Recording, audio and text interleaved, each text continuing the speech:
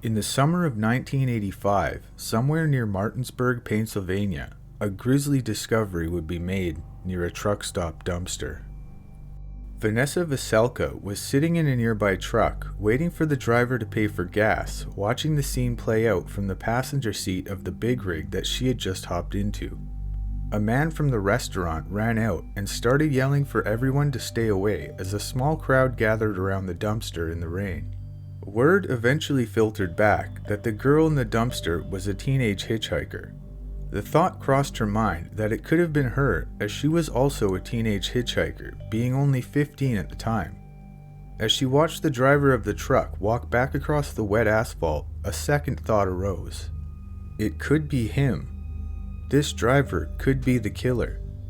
As he reached the cab, he swung up behind the wheel and said, "We should get going." He didn't want to get caught up in anything time-consuming. The driver stowed his paperwork and released the brake, and they drove out into the night. Neither of them said anything about the dead girl.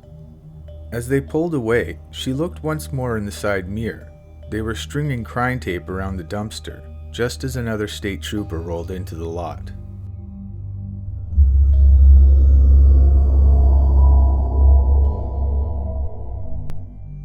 Now, that ride turned out to be fine. She made it to her destination, all the while drinking Diet Cokes and listening to Bruce Springsteen. The trucker was even nice enough to buy her lunch.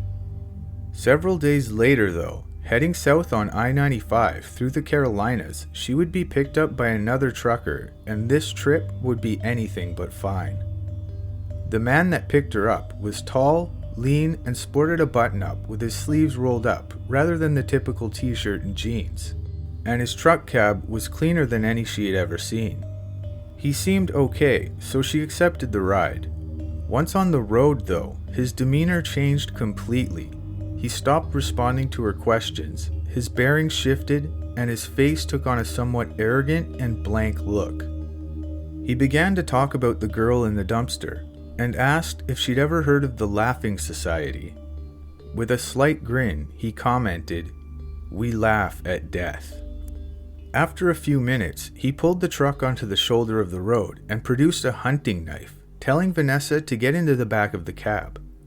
Terrified and unsure of what to do, words began spilling out. She said that she knew he didn't want to do it, and that it was his choice, and that she wouldn't go to the cops if nothing happened to her. But when he looked at her, she went still. There was going to be no more talking. She knew in her body that it was over. He then said one word: "Run." Without looking back, she quickly exited the cab and ran into the woods and hid in the darkness, staying there until she saw the truck pull onto the interstate and drive away. It was getting dark and she was still in shock, so she walked up to the same road and started hitchhiking south. She never went to the police and didn't tell anyone for years.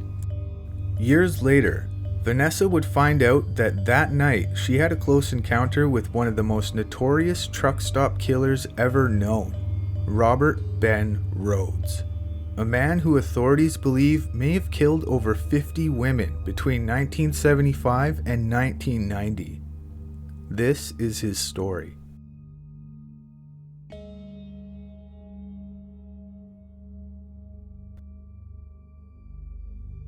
On April 1st, 1990, a state trooper of the Arizona Highway Patrol Division spotted a tractor trailer on the shoulder of the highway. He approached the vehicle to see if the driver needed any assistance. What the trooper stumbled upon was a scene out of a horror movie. Chained up inside the truck was a nude woman with a gag over her mouth and a terrified look on her face. The truck driver, Robert Ben Rhoades, tried to explain that it was a private, consensual matter. But the trooper wasn't convinced and soon placed Rhoades under arrest. While waiting for backup, he discovered a .25 caliber automatic pistol in Rhoades' possession.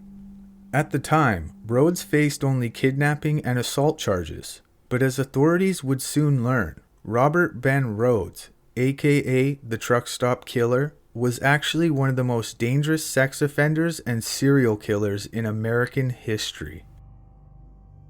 Born November 22, 1945, in Council Bluffs, Iowa, Robert Rhoades was in trouble with the law from a young age. He was arrested for tampering with a vehicle, and then again for fighting in public, before he eventually joined the Marines. Soon after, in 1964, his father would be arrested for indecent acts with a 12-year-old girl and took his own life before the trial. A few years later, Rhoades himself would be back in trouble with the law for a robbery that saw him dishonorably discharged from the Marines. By the 1970s, Rhoades had found work as a truck driver, and what authorities learned much later is that while on the road, the truck stop killer tortured and killed as many as 50 women, often taking photos of his victims before murdering them. It's presumed that his actual first murder happened long before, but Robert Rhoades' first confirmed murders happened in January of 1990. After he was arrested in Arizona in April of that year, he confessed to the murders of newlyweds Patricia Walsh and Douglas Zukowski. The couple had left Seattle in November of 1989 and were hitchhiking to Georgia preaching the Christian gospel. Rhoades had picked them up in Texas and killed Zukowski immediately. However, he held Walsh prisoner for more than a week, during which time he tortured and violated her repeatedly before shooting her to death. The authorities found Zukowski's body near Interstate 10 east of Ozona, Texas, later in January, although it wasn't identified until 1992. However, it took almost 13 years for the authorities to identify Walsh's remains after deer hunters found her body near the mouth of a canyon in Millard County, Utah. It was identifiable only by dental records. Committed soon after he dispatched the newlyweds, the crime that ultimately earned the truck stop killer a life sentence was the rape and murder of Regina K. Walters. The 14-year-old from Pasadena, Texas, was hitchhiking with her boyfriend Ricky Jones when Rhoades picked them up in February of 1990. Rhoades promptly killed Jones, but he kept Walters hostage for several weeks or more in what's been called his traveling torture chamber. He took several photos of her as he held her captive. Photographic evidence seized during a search of Rhoades' home revealed photos showing different lengths of Walters' hair growth and various bruising, indicating that he held her for a substantial amount of time. After torturing her with fishhooks and other assorted instruments, Rhoades took one final set of photos of Walters just before killing her with a baling wire garrote. Afterward, he threw her body in a barn off of Interstate 70 in Illinois, where it was found in September. By then, the truck stop killer had been in custody for about 5 months, but the bulk of his reign of terror was hardly closed. Robert Rhoades was convicted for the Walters murder in 1994 and sentenced to life behind bars in Illinois, but authorities couldn't get him for anything else for a long time after he began serving his sentence.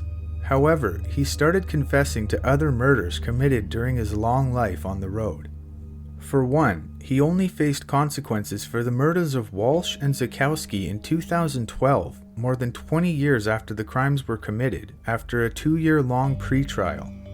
The truck stop killer pled guilty to both murders and received another life sentence as a part of a deal with prosecutors to avoid the death penalty. Law enforcement would later cross-reference his truck loggings with the records of young women that went missing over a 15-year span when he was believed to be active, ultimately suggesting that he was responsible for some 50 murders, or as many as 1 to 3 women a month during his peak.